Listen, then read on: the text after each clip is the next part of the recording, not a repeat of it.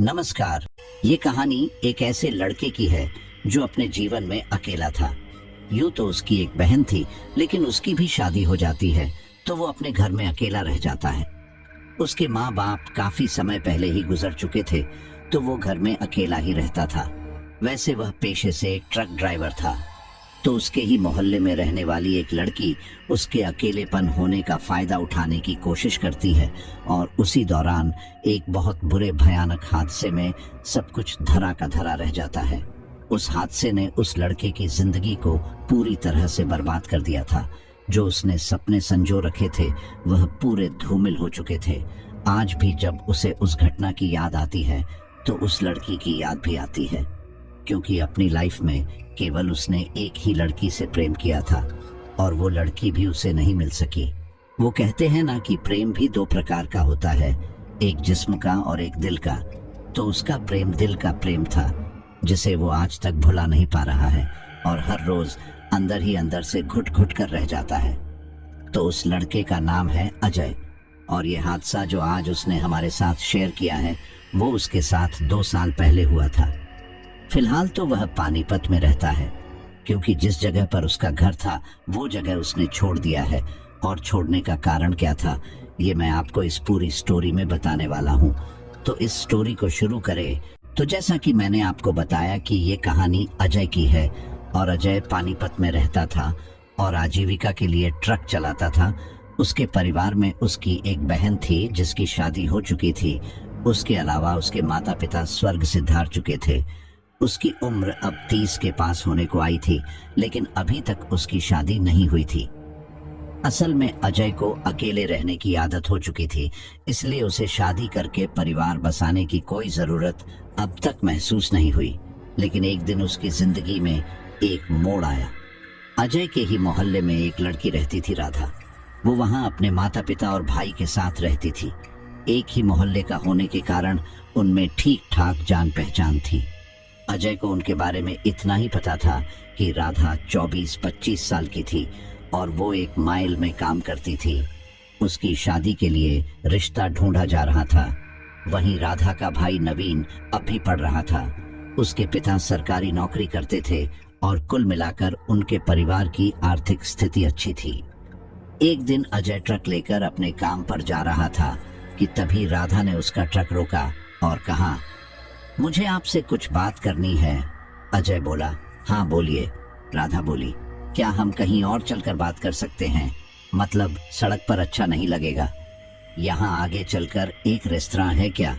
हम वहाँ चलकर बात कर सकते हैं। इस पर अजय ने हामी भर दी और फिर राधा उसके ट्रक में आ बैठी। ट्रक में बैठते ही वहाँ एकदम शांति छाई रही। ना ही अजय उससे कुछ बोला, ना राधा अजय से। लेकिन इस दौरान अजय ने नोटिस किया कि हमेशा हंसने बोलने वाली राधा आज थोड़ी परेशान लग रही थी।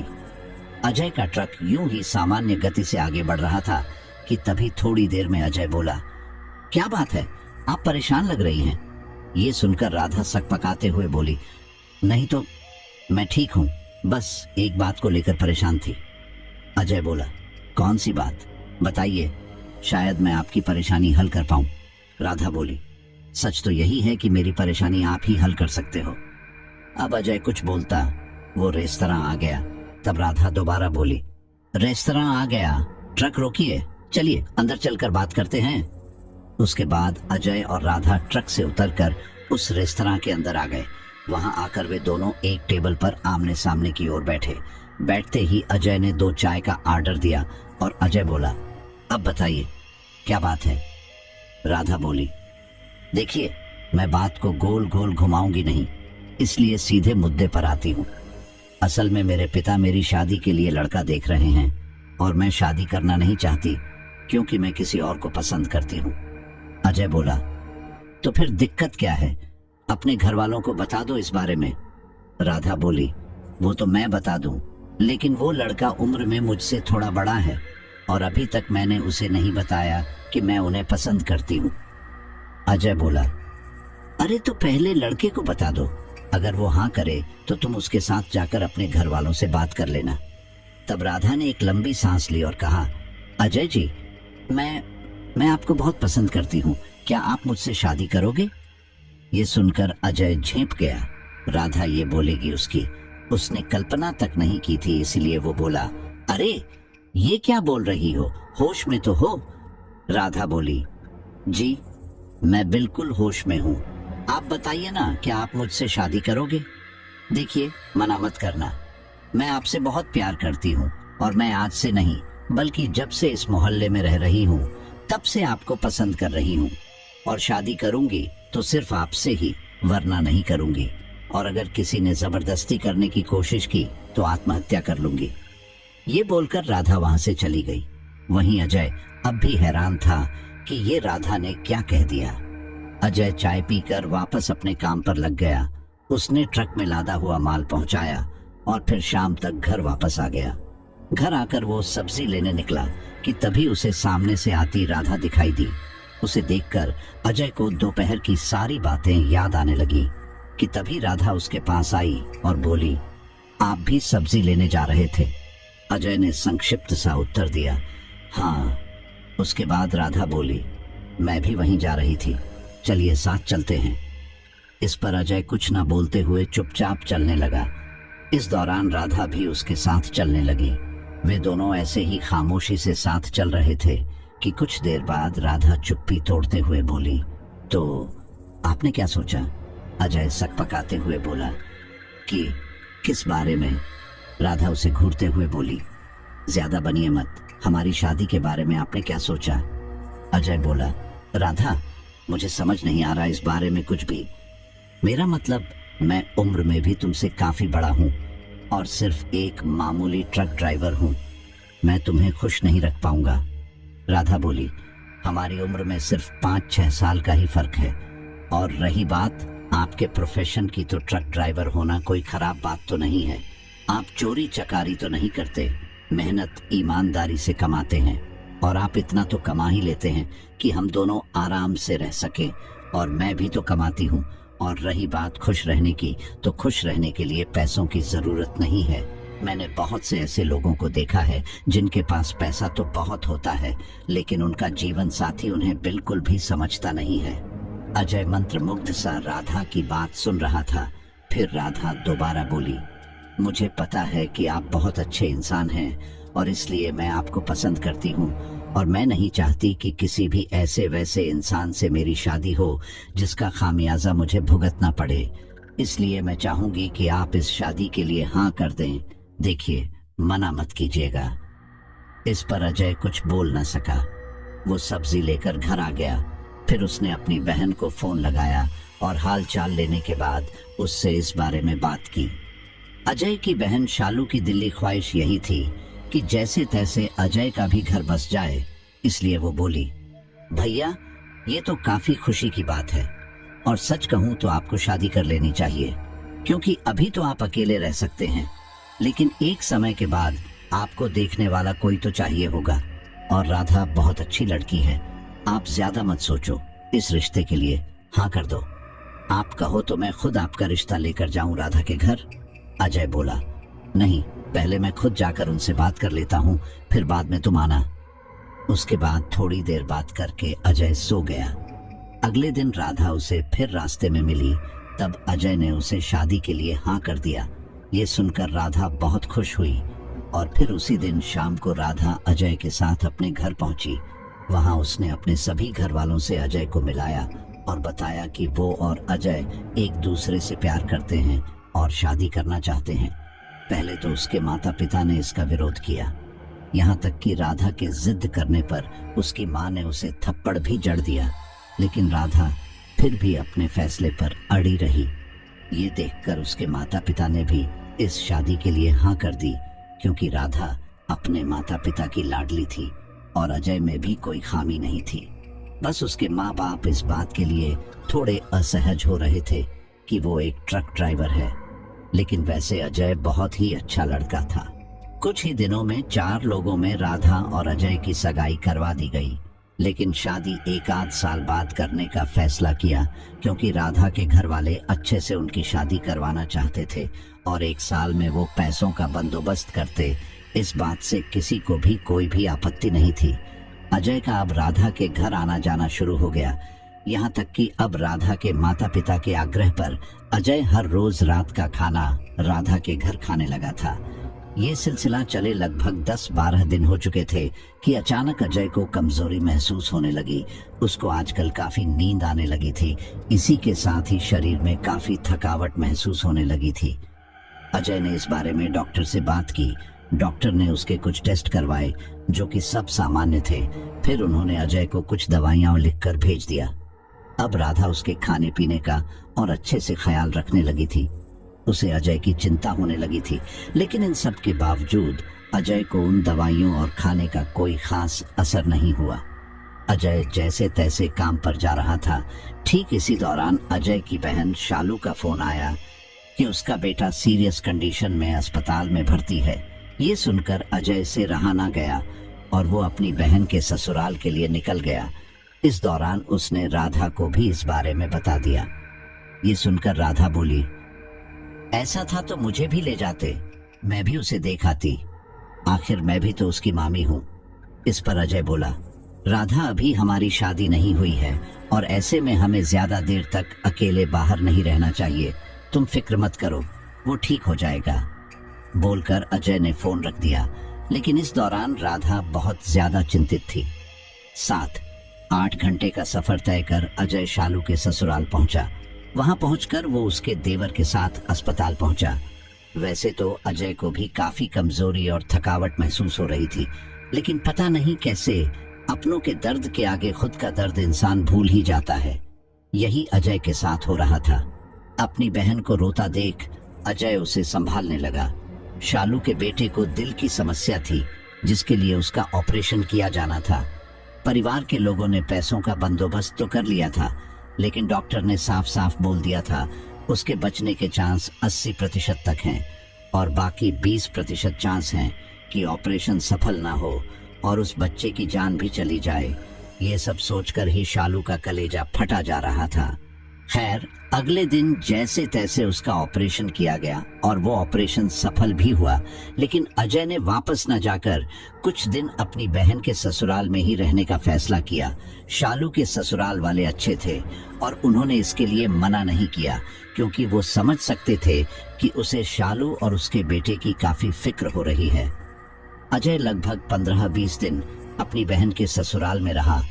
वहां उसने अधिकतर समय अपने भांजे के साथ बिताया।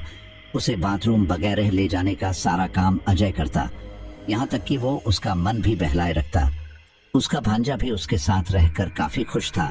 लेकिन फिर 20 दिन बाद अजय को जाना पड़ा, क्योंकि वहां उसका काम भी तो था और ज्यादा दिन बहन के ससुराल में रहना ठीक नहीं लगता। इसलिए वो सबसे विदा लेकर वापस आ गया। घर आकर वो हमेशा की तरह नहा धोकर सबसे पहले राधा से मिलने उसके घर पहुंचा। उसे देखते ही राधा की माँ को काफी गुस्सा आया और वो गुस्से में बोली, अब तुम यहाँ क्या लेने आए हो? तब तो हम लोगों को बिना बताए तुम चले गए। ये सुनकर अजय बोला, जी माफ करना, लेकिन मेरे भांजे की तबीयत कुछ सही नहीं थी, इसलिए मैं फौरन निकल गया था। लेकिन मैंने आधे रास्ते पहुंचकर राधा को सब बता दिया था। क्या उसने आपको बताया नहीं? इस पर उसकी माँ को काफी गुस्सा आया। ऐसा लग रहा था मानो वो उससे काफी कुछ कहना चाहती थी, लेकिन कह नहीं पा रही थी। इसलिए उसने ज्यादा कुछ न कहते हुए वहां से चले जाने के लिए कहा। अजय वहां से चला गया, लेकिन उसे राधा की माँ का ऐसा बर्ताव काफी अजीब लगा। उसे समझ नहीं आ रहा था कि आखिर वो ऐसे क्यों कर रही थी। खैर, शाम हो चुकी थी और अजय अब तक राधा को कई बार फोन लगा चुका था, लेकिन उसका फोन बंद आ रहा था। कुछ ही देर में रात हो गई और अभी घर में ज्यादा कुछ पकाने के लिए नहीं था और ना ही उसकी कुछ बनाने की इच्छा थी। इसलिए वो होटल पर खाने के लिए निकल पड़ा। इसी दौरान रास्ते में ही उसे राधा के पिता किसी तांत्रिक जैसी वेशभूषा वाले व्यक्ति के साथ घर जाते हुए दिखाई दिए। ये देखकर अजय को काफी हैरानी हुई। दोपहर में राधा की माँ ने उसे राधा से मिलने नहीं दिया। राधा का फोन बंद आ रहा था और अब राधा के पिता किसी तांत्रिक के साथ। ये सब सोचकर ही अजय को कुछ अजीब सा लगने लगा था। इसलिए उसने खाना ना खाकर वहीं छिपकर उस तांत्रिक का इंतजार करने का सोचा, क्योंकि वो तांत्रिक उनके घर पर हमेशा रहने से रहा।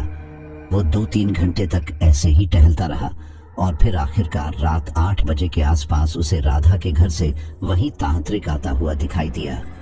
अजय ने कुछ दूर तक तो उसका पीछा किया और फिर सुनसान रास्ता देखकर उस तांत्रिक को पकड़ लिया और पूछा कि आखिर माजरा क्या है, क्यों वो राधा के घर गया था।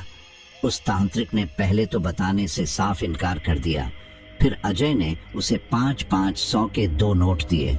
उस तांत्रिक ने वो पैसे लेकर बोलना शुरू किया, असल में उनकी एक बेटी है राधा, उसके ऊपर कोई बाधा आई है, वो लोग इसी सिलसिले में मेरे पास आए थे। यह सुनकर अजय काफी घबरा गया। उसे राधा की काफी फिक्र होने लगी थी, इसलिए वो दौड़ा दौड़ा राधा के घर पहुंचा। वहां पहुंचकर उसने दरवाजा खटखटाया। उसके दरवाजा खटखटाते ही राधा के पिता ने दरवाजा खोला। अपने सामने अजय को देखकर उनका पारा 7वें आसमान पर जा पहुंचा और वो गुस्से में बोले, अब क्यों आया है यहाँ, जा यहाँ से और दोबारा भूलकर भी यहाँ मत आना। अजय बोला, आखिर बात क्या है, आप लोग मुझसे ऐसे क्यों बोल रहे हैं, और राधा ठीक तो है ना। राधा के पिता बोले, तुझे इससे क्या कि वो ठीक है या नहीं, तुम जाकर अपना काम करो, समझे। ये बोलकर उन्होंने उसके मुंह पर दरवाजा बंद कर दिया। अजय ने राधा से मिलने की हर संभव कोशिश की, लेकिन उसके घर वालों ने उसे मिलने ही नहीं दिया। अभी इस बात को गुजरे 4-5 दिन ही हुए होंगे कि एक दिन अजय को मोहल्ले वालों से पता चला कि राधा का देहांत हो चुका था और आज उसका अंतिम संस्कार होगा। ये सुनकर अजय को एक तेज झटका लगा। उसने राधा के साथ अपने उज्जवल भविष्य के जो भी सपने देखे थे वे सारे एक ही झटके में टूट गए। अजय अपने आप को संभाल न सका और सीधा दौड़ते हुए राधा के घर जा पहुंचा। वहां आंगन में बीचों बीच राधा का सफेद कपड़ों में लिपटा शव रखा हुआ था। उसने उस शव के चेहरे पर से चादर हटाई तो पाया कि वह शव राधा का ही था। उसकी आंखों के नीचे काले गड्ढे पड़ चुके थे, चेहरा पूरा मुरझा गया था और चेहरे पर कई जगह नीले निशान भी थे। राधा को इस तरह से देखकर अजय अपने आप को संभाल ना सका और वहीं बेहोश हो गया। जब तक उसे होश आया तब तक राधा का अंतिम संस्कार किया जा चुका था और बेहोशी की ही अवस्था में उसे उसके घर पर छोड़ दिया गया था। राधा की मौत से अजय को गहरा सदमा लगा और वो अपनी सुध बुद्ध खो बैठा। वहीं जब शालू को इस बारे में पता चला तब अपने पति के साथ वहीं आ गई। कुछ दिन तो वे दोनों अजय के साथ ही रहे, लेकिन शालू के पति को काम पर भी जाना था और अजय को ऐसे छोड़कर जाना उन्हें सही नहीं लगा। इसलिए वे दोनों अजय को भी अपने साथ लेकर आ गए। वहीं अजय जो अपनी सुध बुद्ध खो बैठा था, उसे इसका अंदाजा नहीं था कि वो कहाँ जा रहा है। अजय अपनी बहन के साथ ही रहने लगा। उसके ससुराल वाले अजय का अच्छे से ख्याल रख रहे थे, जिसकी वजह से वो कुछ ही दिनों में वापस सामान्य होने लगा था। ऐसा होते ही शालू के पति ने उससे पूछा, क्या बात है भैया, आपको इतना परेशान कभी नहीं देखा। अजय बोला, मुझे लगता है कि राधा की मौत का जिम्मेदार मैं हूँ। अगर मैं उस समय वहां होता तो वो शायद आज जिंदा होती। शालू का पति बोला, भैया इसकी कोई गारंटी थोड़ी है। हमने उनके माता पिता से पूछा कि आखिर राधा की मौत कैसे हुई, बट उन्होंने कुछ बताया ही नहीं। ऊपर से हमें गंदी गंदी गालियां दी, वो अलग। ये सुनकर अजय सोच में पड़ गया। उसे याद आया कि कैसे राधा के घर वाले उसके साथ भी ऐसा व्यवहार कर रहे थे और कोई भी कुछ भी बता नहीं रहा, वो अलग। तब शालू बोली, भैया पता नहीं क्यों मुझे वो लोग सही नहीं लगते। जब तक आप वहां थे तब तक तो वो लोग आपकी खूब खातिरदारी कर रहे थे। जैसे ही आप यहाँ आए उन्होंने आपसे सारे रिश्ते ही खत्म कर लिए। आखिर वो चाहते क्या थे कि आप हमसे हमेशा के लिए रिश्ते तोड़ लें और हमेशा उनके इशारों पर नाचें। छोड़िए उन जैसे मतलबी लोगों को, हम आपके लिए राधा से अच्छी लड़की ढूंढेंगे। ये सुनकर अजय कुछ ना बोला, क्योंकि कहीं ना कहीं शालू सही कह रही थी। खैर अब अजय पहले से ठीक था, इसलिए उसने सोचा कि ज्यादा दिन तक बहन के ससुराल में रहना ठीक नहीं। अब वे लोग मुंह पर नहीं बोलते, लेकिन पता नहीं मन ही मन क्या सोचते हो। इसलिए उसने एक दिन अपनी बहन और उसके ससुराल वालों से विदा लेकर वापस अपने घर की चल दिया।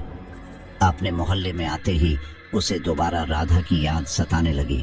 उसकी आंखें नम होने लगी और वो नम आंखें लिए अपने घर की ओर बढ़ने लगा। अभी वो अपने घर से थोड़ी दूरी पर होगा कि तभी अचानक उसे एक फुसफुसाहट सुनाई दी। अजय अपने ख्यालों में खोया हुआ था, इसलिए उसने उसे इतने ध्यान से नहीं सुना, लेकिन उसने इतना जरूर ध्यान दिया था कि वो फुसफुसाहट किसी लड़की की थी।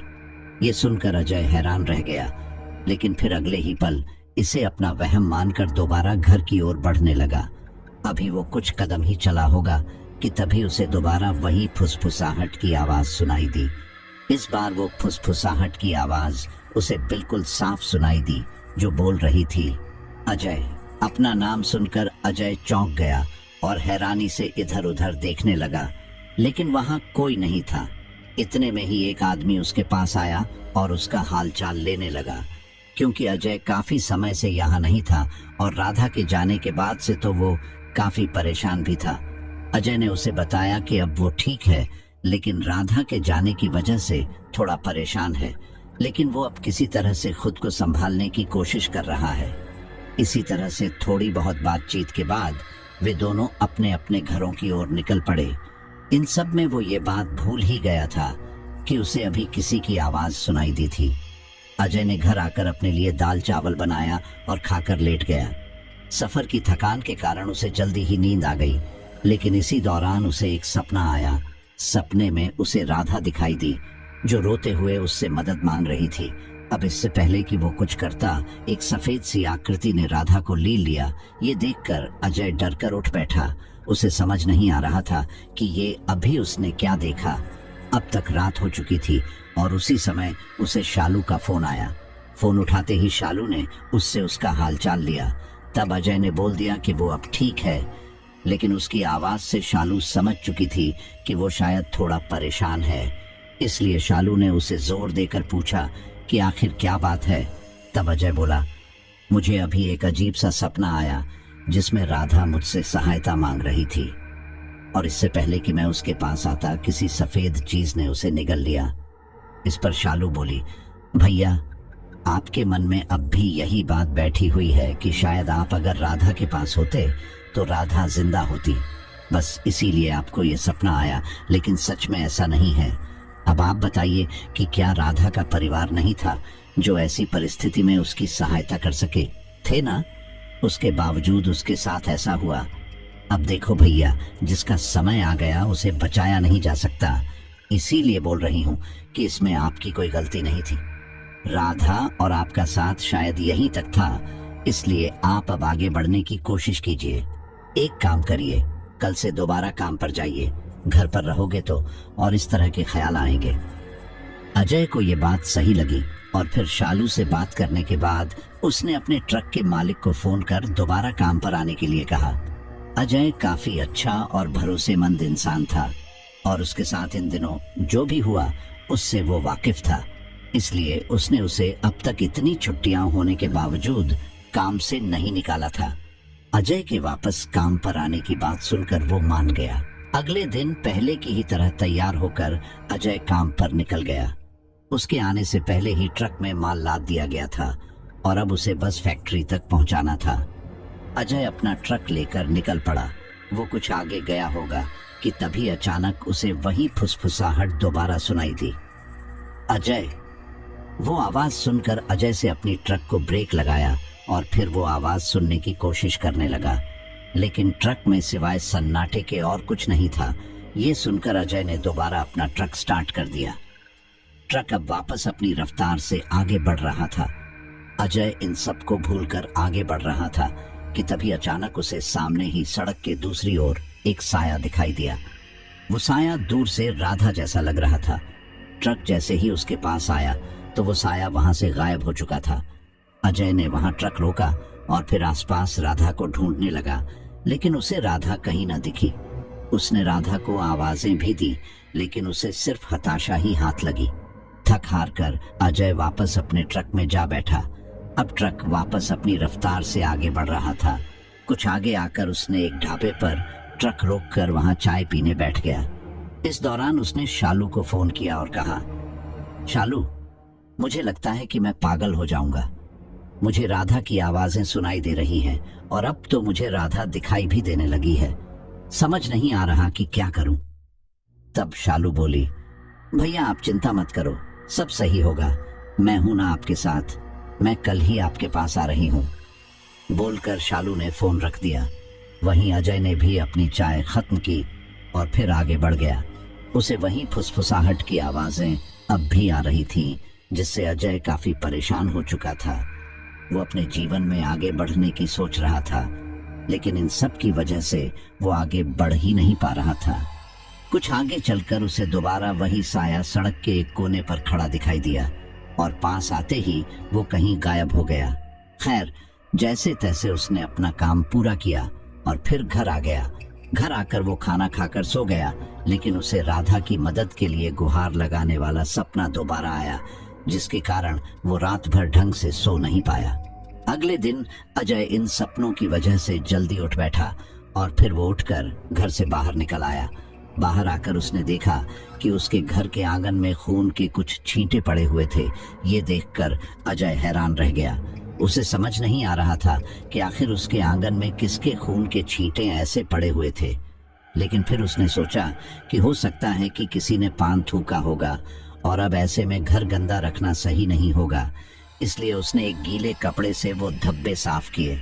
सुबह हो चुकी थी, आज शालू आने वाली थी, इसलिए अजय आज काम पर नहीं गया। दोपहर तक शालू भी वहां आ पहुंची। दोनों भाई बहन ने साथ में खाना खाया, बातें की और फिर रात में सो गए।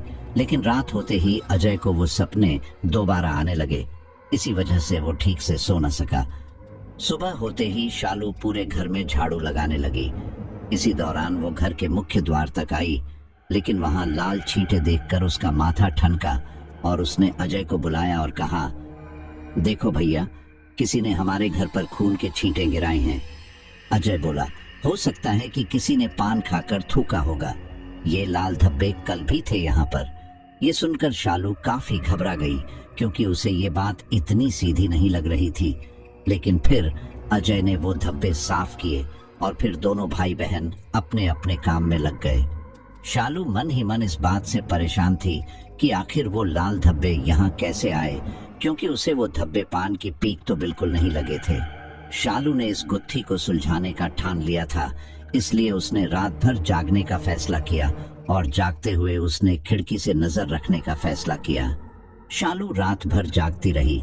इस दौरान उसने ध्यान दिया कि अजय उन सपनों के कारण ढंग से सो नहीं पा रहा और बार बार उठ रहा था। उसे ये बात बहुत अजीब लगी और अब उसे इसमें किसी की साजिश की गंध आने लगी थी। इन्हीं सब के दौरान रात के 3 बज गए और शालू को उसके घर की ओर एक साया बढ़ता हुआ दिखाई दिया। धीरे धीरे वो साया उनके घर के पास आने लगा। ये देखकर शालू ने अजय को उठाया और फिर उसे उस थोड़ी सी खुली खिड़की से बाहर देखने के लिए कहा। उन्होंने देखा कि कोई शख्स चादर ओढ़े उनके घर के मुख्य द्वार के ठीक सामने खड़ा था और फिर उसने चाकू निकालकर कुछ देर बाद अपनी उंगली काट ली। उसकी उंगली में से खून अजय के आंगन में गिरने लगा। ये देखकर अजय और शालू बाहर निकले और उन्होंने उस शख्स को पकड़ लिया। पकड़ते ही अजय उसे पीटते हुए बोला, बता कौन है तू और क्यों मेरे घर के आगे ये सब कर रहा है। लेकिन वो शख्स कुछ ना बोला। वो बस जैसे तैसे उसके चंगुल से छूटने की कोशिश कर रहा था कि तभी शालू ने उसकी चादर खींची।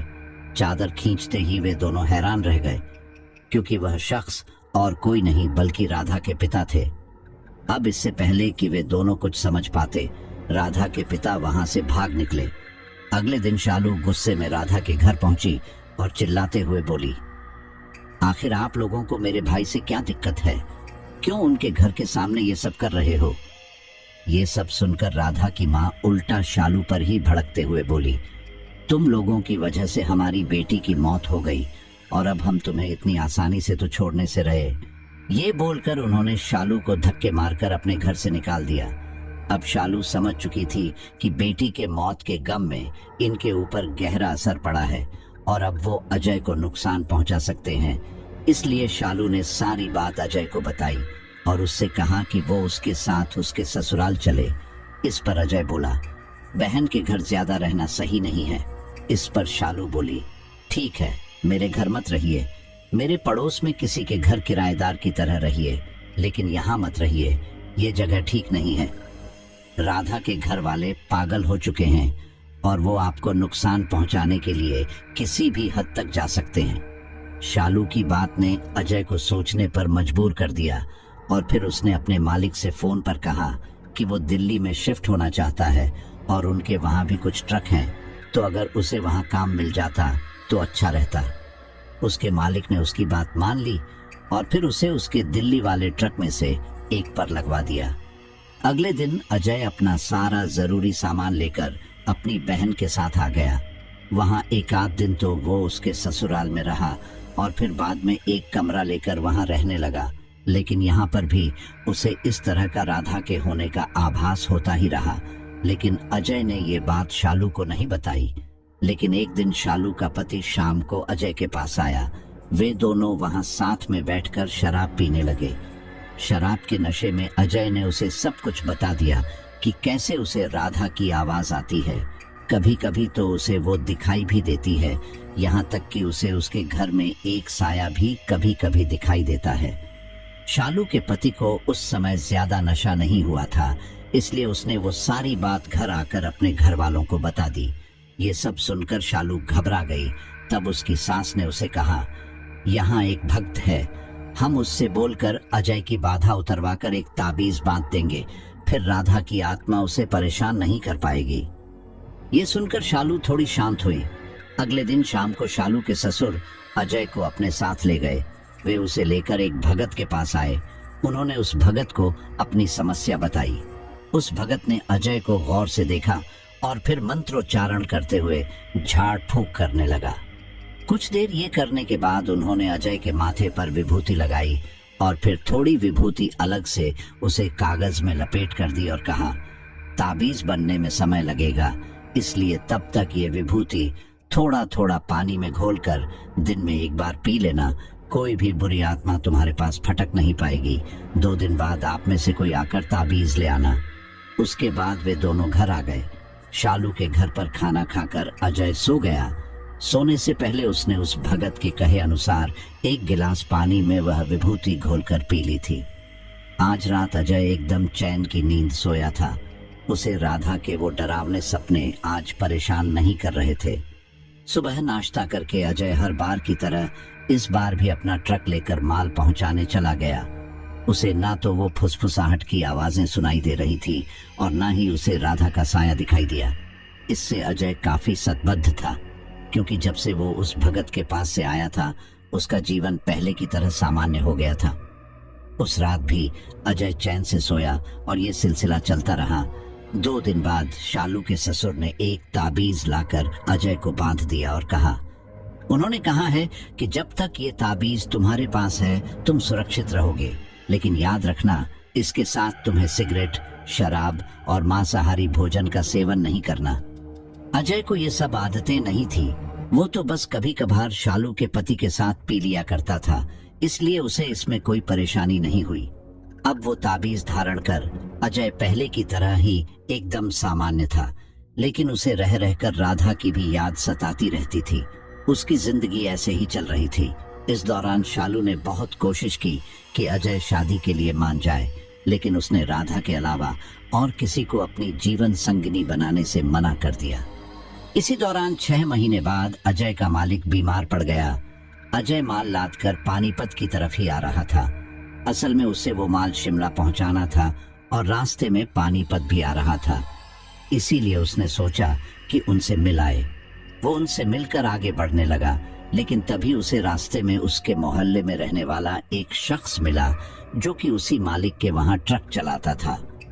औपचारिक बातों के बाद बातों बातों में उसने अजय को बताया कि कुछ दिन पहले राधा की माँ भी स्वर्ग सिधार गई।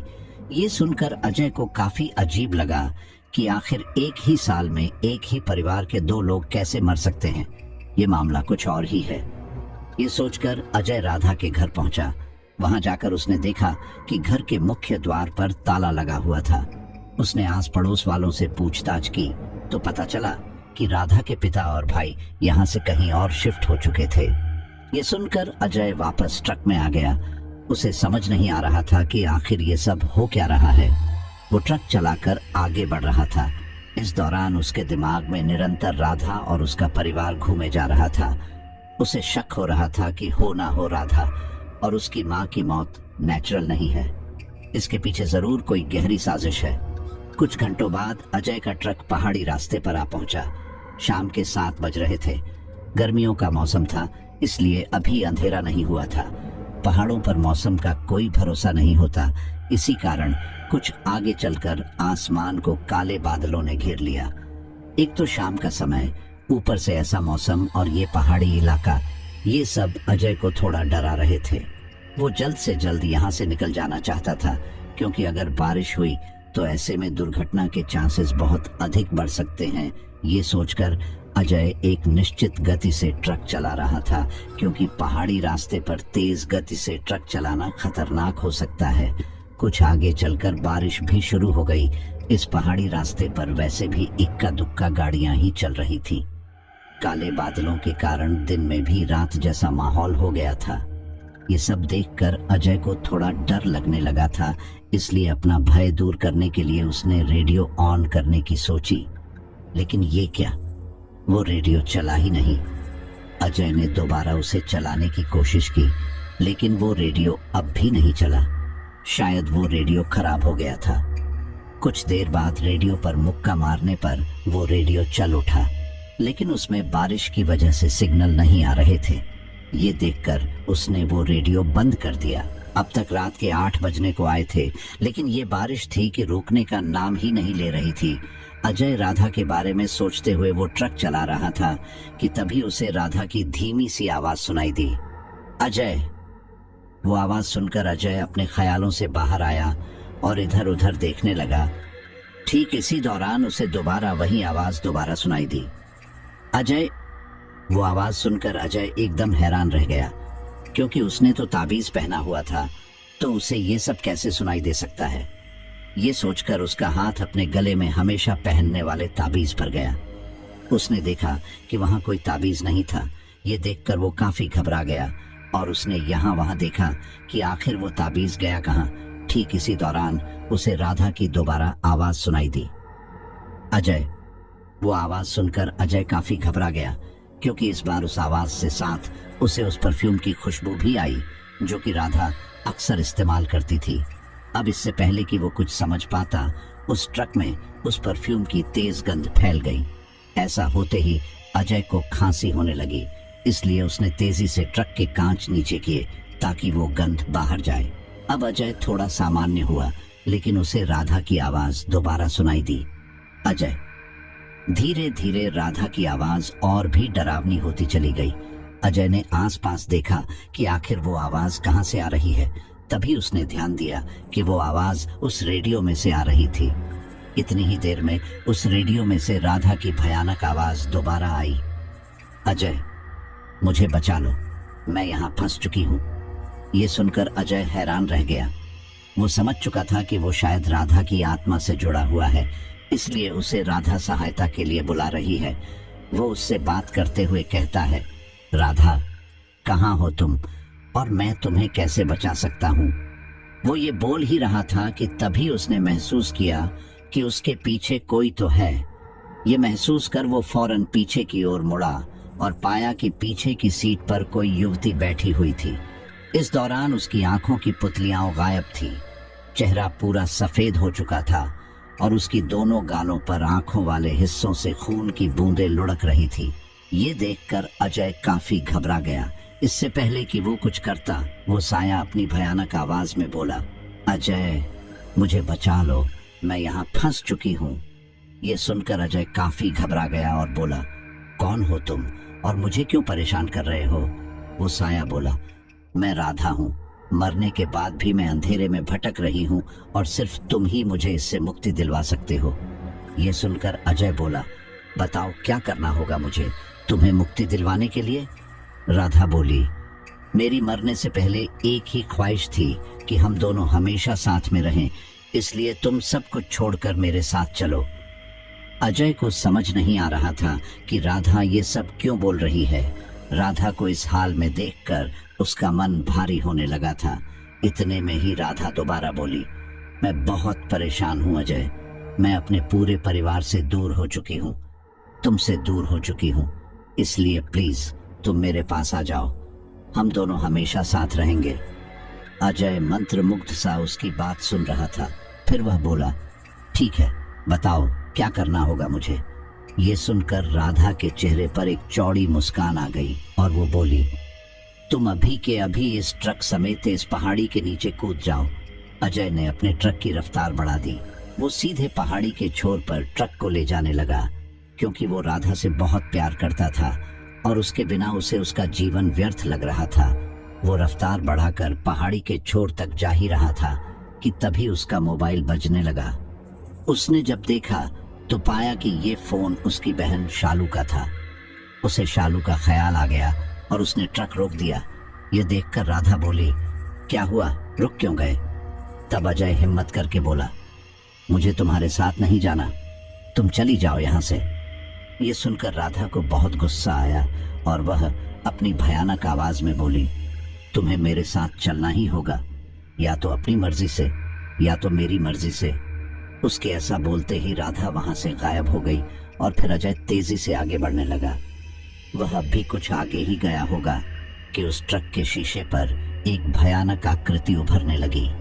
ध्यान से देखने पर उसने पाया कि वह आकृति राधा की थी। उसके ट्रक के आगे का पूरा शीशा राधा की आकृति से सफेद हो चुका था। अजय को कुछ भी सामने का दिखाई नहीं दे रहा था। उसने अपने ट्रक की गति कम की ताकि उसका ट्रक किसी दुर्घटना का शिकार ना हो जाए। अजय ऐसे ही आगे बढ़ रहा था कि तभी उसके ट्रक का इंजन अजीब तरह की आवाज निकलने लगा। यह सुनकर अजय काफी घबरा गया। उसे समझ नहीं आ रहा था कि यह सब उसके साथ क्या हो रहा है। इतनी ही देर में अजय को ऐसा महसूस हुआ कि राधा उसके ठीक पीछे ही है और वह उससे कुछ बोलने वाली है। अगले ही पल उसे राधा की भयानक आवाज सुनाई दी, तुम्हें मेरे साथ चलना ही होगा, समझे? यह सुनकर अजय काफी घबरा गया कि तभी उसे याद आया कि उसके ट्रक में बजरंगबली की एक प्रतिमा थी। उसने वह प्रतिमा निकाली। उसके ऐसा करते ही वह साया वहां से गायब हो गया और ट्रक के सामने के शीशे पर बना वह राधा का साया भी गायब हो गया। ट्रक में से आने वाली है वह आवाज भी आनी अब बंद हो चुकी थी। ट्रक के अंदर अब सब कुछ सामान्य था सिवाय अजय के। अजय अब काफी घबराया हुआ था। वह जैसे तैसे यहाँ से निकलना चाहता था, लेकिन बारिश ने उसकी मुश्किलें बढ़ा दी थी। अजय ने अपनी ट्रक की रफ्तार बढ़ा दी। वो भगवान का नाम लेते हुए निरंतर आगे बढ़ रहा था। कुछ देर बाद शालू का फोन उसे दोबारा आया, लेकिन तेज रफ्तार में ट्रक चलाने के कारण उसने वो फोन नहीं उठाया। लगभग 1 घंटे बाद वो शहर की सीमा में आ गया। वहां आकर उसने राहत की सांस ली और फिर ट्रक रोककर शालू को फोन लगाया। फोन उठाते ही शालू बोली, भैया आप फोन क्यों नहीं उठा रहे थे? मुझे बहुत घबराहट हो रही थी। अजय बोला, मुझे माफ कर देना शालू, लेकिन मैं बहुत बड़ी मुसीबत में फंस गया था। उससे कैसे बाहर निकला हूं ये मैं ही जानता हूं। शालू बोली, मैं समझ रही हूं भैया, क्योंकि आपके मालिक का मुझे फोन आया था। शायद आपका फोन उस समय लग नहीं रहा होगा। आपका ताबीज आपके मालिक के घर पर गिर गया था, उन्हें मिल गया। उस ताबीज के बिना वो राधा आपको नुकसान पहुंचा सकती है, इसलिए वहां से जल्दी निकलिए। अजय बोला, मैं बस थोड़ी देर तक फैक्ट्री पहुंच जाऊंगा, वहां माल उतार कर रात भर वहीं रुक कर अगले दिन निकल जाऊंगा। ये सुनकर शालू के पति ने उससे फोन लिया और कहा, भैया आज रात आप वहीं रुकिए, मैं बस पकड़कर वहीं आ रहा हूँ। मैं आपको पहाड़ी रास्ते पर ऐसे अकेले नहीं छोड़ सकता, जबकि आपके ऊपर इतना बड़ा खतरा हो। ये सुनकर अजय ने उसे समझाने की बहुत कोशिश की कि वो अच्छे से पहुंच जाएगा, लेकिन शालू के पति ने उनकी एक ना सुनी और रवाना हो गया। ये सुनकर अजय मन ही मन मुस्कुराने लगा और अपने में ही बुदबुदाने लगा कि एक मेरी बहन है और जीजा है जो मेरे लिए इतना कर रहे हैं, और एक तरफ राधा है जो सिर्फ अपने स्वार्थ के लिए मेरी जान लेना चाहती है। अब चाहे जो हो जाए, मैं इस राधा से छुटकारा पाकर ही रहूंगा। अब मैं अपनी बहन और उसके परिवार को अपनी तरफ से ज्यादा परेशान नहीं करूंगा। और फिर अजय माल पहुंचाने निकल पड़ा। फैक्ट्री में माल पहुंचाकर उसे वहीं रात में ठहरने की जगह दे दी गई। बाहर ढाबे पर खाना खाकर वो अंदर ही सो गया। इस दौरान उसे बार बार किसी की आवाज आती, जो कि अजय को पता था कि राधा थी।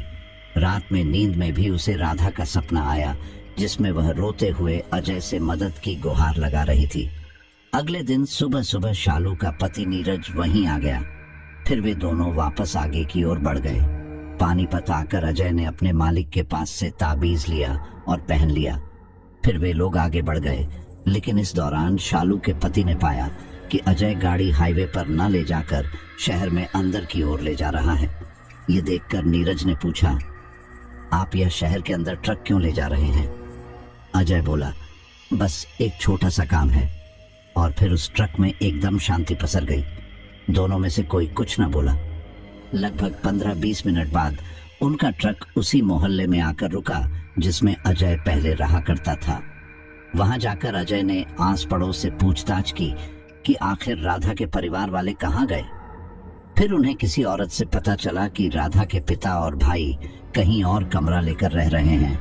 वह लोग अपना यह घर बेचना चाहते हैं, लेकिन उन्हें कोई खरीदार नहीं मिल रहा, इसलिए वह लोग सिर्फ अपना जरूरी सामान लेकर कहीं और शिफ्ट हो गए। यह सुनकर अजय की आंखें चमक उठी, क्योंकि वह इस घर में जाकर देखना चाहता था कि आखिर ऐसा क्या हुआ था यहाँ।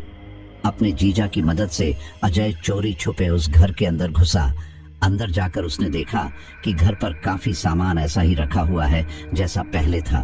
यह देखकर वह सारा सामान चेक करने लगा। इसी दौरान उसकी नजर राधा के कमरे पर पड़ी। वह बिना अधिक समय गंवाए उस कमरे के अंदर बढ़ गया। वहां जाकर उसने देखा कि उस पूरे कमरे में बाकी कमरे की तरह धूल की एक मोटी परत जम गई थी, जिससे यह साफ जाहिर था कि कोई भी काफी दिनों से इस कमरे में दाखिल नहीं हुआ। अजय पूरे कमरे में घूम घूम कर देख रहा था कि तभी उसकी नजर राधा की अलमारी पर पड़ी, जो कि खुली हुई थी। उसने वह अलमारी खोली तो पाया कि वहां राधा के कपड़े अभी भी रखे हुए थे। अजय ने बिना समय गंवाए वह अलमारी अच्छे से खंगालनी शुरू की। इसी दौरान उसे उन कपड़ों के अंदर एक डायरी मिली। अजय ने वह डायरी खोली। डायरी के पहले पन्ने पर राधा लिखा हुआ था, जिससे साफ जाहिर था कि वह डायरी राधा की थी। अजय ने बिना समय गंवाए वह डायरी खोली। जैसे जैसे वह डायरी आगे पढ़ते जा रहा था, वैसे वैसे उसकी आंखों से आंसू बहने लगे, जिसे देखकर शालू के पति ने पूछा, आखिर क्या हुआ? आप रो क्यों रहे हो? अजय ने कुछ नहीं कहा। वह बस सीधा उस घर से बाहर निकल गया। उसके पीछे पीछे शालू का पति भी आ गया और फिर वह दोनों ट्रक में बैठकर आगे बढ़ गए। घर आकर सबने उससे पूछा कि आखिर क्या हुआ, और फिर जो अजय ने बताया उसे सुनकर किसी को भी यकीन नहीं हुआ। अजय ने उस डायरी में लिखी सारी बात बताई जो कि राधा ने लिखी थी। उसमें राधा ने लिखा था, मैं आज बहुत खुश हूँ। आज मेरे साथ काम करने वाले करण ने मुझे प्रपोज किया है और मैंने उसे हाँ कर दी, क्योंकि मैं भी उसे पसंद करती हूँ। मैंने यह बात अपने घर वालों को बताई। उन्हें यह सुनकर खुशी हुई, लेकिन अगले ही पल वे सारे काफी घबरा गए और उन्होंने मुझे फिलहाल के लिए इस बारे में बात करने से मना कर दिया। मैंने उनसे काफी जोर देकर पूछा, तब उन्होंने बताया कि मेरी कुंडली में एक दोष है। इसके हिसाब से मेरी जिससे भी शादी होगी वह 1 साल के अंदर ही स्वर्ग सिधार जाएगा। यह सुनकर मैं काफी घबरा गई। मैं इन सब में नहीं मानती, लेकिन अपने को खोने के डर से मैं मानने लगी। मेरे पिता ने कुछ अन्य पंडितों को मेरी कुंडली दोबारा दिखाई, लेकिन उन्होंने भी यही सेम बात बोली। मेरी समझ में नहीं आ रहा था कि क्या करें, लेकिन फिर तभी मेरे दिमाग में एक आइडिया कि अगर मेरी शादी या सगाई करने से पहले किसी और शख्स से हो जाए और फिर वह मर जाए तो मेरा यह दोष सदा सदा के लिए चल जाएगा और फिर मैं एक अच्छी जगह पर शादी कर लूंगी। तो इसके लिए हम ऐसे शख्स की तलाश करने लगे जिसके आगे पीछे कोई ना हो। कई दिनों बाद मेरी तलाश पूरी हुई। मैंने देखा कि हमारे मोहल्ले में एक आदमी रहता है। उसका नाम अजय है। उसके आगे पीछे कोई नहीं है। बस एक बहन है जो शादी करके अपने पति के साथ दूसरे शहर में रह रही है। मेरे काम के लिए वो एकदम सही था, क्योंकि उसका चाल चलन भी सही है, इसलिए वह मेरे लिए खतरा नहीं बनेगा। मैंने अपने माता पिता से इस बारे में बात की। वह दोनों तुरंत ही राजी हो गए, क्योंकि उन्हें किसी की जान से ज्यादा अपनी बेटी की खुशियों की ज्यादा फिक्र थी। मैंने मौका देखकर अपनी चाल चली। और इसमें मेरे घर वालों ने भी मेरा पूरा साथ दिया। पहले तो उन्होंने यह नाटक किया कि वह लोग मेरी और अजय की शादी के खिलाफ है, लेकिन फिर मान भी गए। 4 लोगों में हमारी सगाई करवा दी गई, लेकिन जब सगाई के 1 महीने बाद भी अजय को कुछ नहीं हुआ तो हम सब ने मिलकर एक चाल चली। हमने सोचा कि क्यों ना अजय को खुद ही रास्ते से हटा दिया जाए।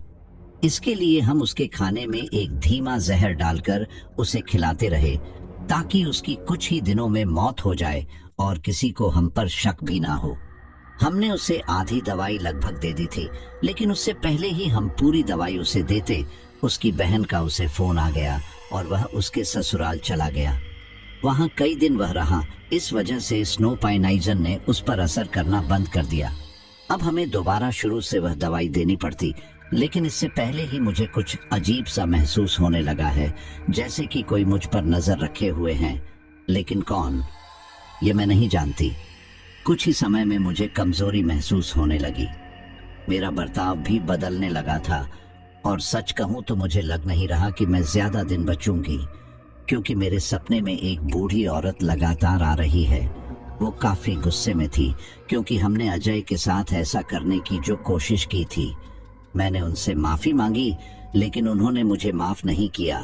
उनसे पूछने पर उन्होंने बताया कि वे अजय की मां हैं और उनके रहते कोई भी अजय को नुकसान नहीं पहुंचा सकता। वो डायरी बस इतनी ही लिखी हुई थी। ये सब पढ़कर शालू गुस्से में बोली, ये राधा और उसके परिवार वाले कितने घटिया लोग हैं। सच में अपनी बेटी की खुशी के लिए मेरे भाई की जान लेना चाहते थे। मैं तो बोलती हूँ कि अच्छा ही हुआ इनके साथ। ये सुनकर उसका पति बोला, वो सब तो ठीक है, लेकिन अब ये राधा की आत्मा भैया को परेशान कर रही है, उसका क्या? नीरज के पिता बोले, उसका समाधान भी निकल जाएगा। मैं कल ही उस भगत के पास दोबारा जाऊंगा और इस समस्या का समाधान निकलवाऊंगा। उसके बाद अगले दिन वे सभी उसी भक्त के पास गए। उसने एक साधना कर उन्हें बताया, राधा की आत्मा अजय से बदला लेना चाहती है, क्योंकि उस दिन अगर उनकी चाल कामयाब हो गई होती तो शायद राधा और उसकी मां जिंदा होते। इस पर शालू बोली, वो सब तो ठीक है, लेकिन राधा के माता पिता इसके लिए भैया को जिम्मेदार क्यों मानते हैं? और यहाँ तक कि उन लोगों ने मेरे भाई के ऊपर काला जादू करने की कोशिश की। भगत बोला, क्योंकि उसके माता पिता इस बात से गुस्से में हैं कि तुम्हारी माँ की वजह से उनकी बेटी की जान गई और अब वो उसे परेशान करके इसका बदला लेना चाहते थे, लेकिन तुमने सही समय पर सही फैसला लिया और इसे यहाँ ले आई। नीरज बोला, वो सब तो ठीक है, लेकिन राधा की माँ की मौत कैसे हुई? क्या उसे भी मेरी सास ने? नीरज बोल ही रहा था कि तभी वो भगत बोला, कह नहीं सकते, इसके बारे में हमें ज्यादा नहीं पता। तब नीरज के पिता बोले, जो हो गया सो हो गया।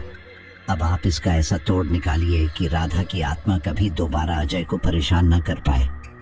भगत बोला, फिलहाल तो इनके लिए ताबीज बना रहा हूं, इसे उतारना मत। बाद में इनकी शादी करवा देना तो कोई परेशानी नहीं होगी। और रही बात राधा की आत्मा की, तो उसकी अकाल मृत्यु हुई थी, इसीलिए जब तक उसका समय नहीं हो जाता वो इस लोक ऐसे ही भटकती रहेगी। अगर ये ताबीज उतारा तो वो अजय को परेशान कर अपने साथ ले जाने की कोशिश कर सकती है, लेकिन जब तक अजय की इच्छा ना हो वो उसे अपने साथ नहीं ले जा पाएगी। उनके आश्वासन पर वे सारे घर वापस आ गए। कुछ ही दिनों में उस भगत ने एक ताबीज बनाकर उन्हें दे दिया। आज इस घटना के 2 साल हो चुके हैं। अजय ने अब तक शादी नहीं की। वो अपनी बहन और उसके परिवार के साथ ही रहता है और राधा की आत्मा इस जीवन मृत्यु के चक्र से आजाद हुई, ये कह नहीं सकते। लेकिन अजय को आज भी कभी कभी राधा की याद आती है, क्योंकि भले ही राधा ने उससे सिर्फ प्यार का नाटक किया था, लेकिन उसका प्रेम तो सच्चा था। तो साथियों, आज की हमारी एक कहानी यहीं पर कंप्लीट होती है और मुझे पूरा यकीन है कि ये स्टोरी आपको काफी पसंद आई होगी।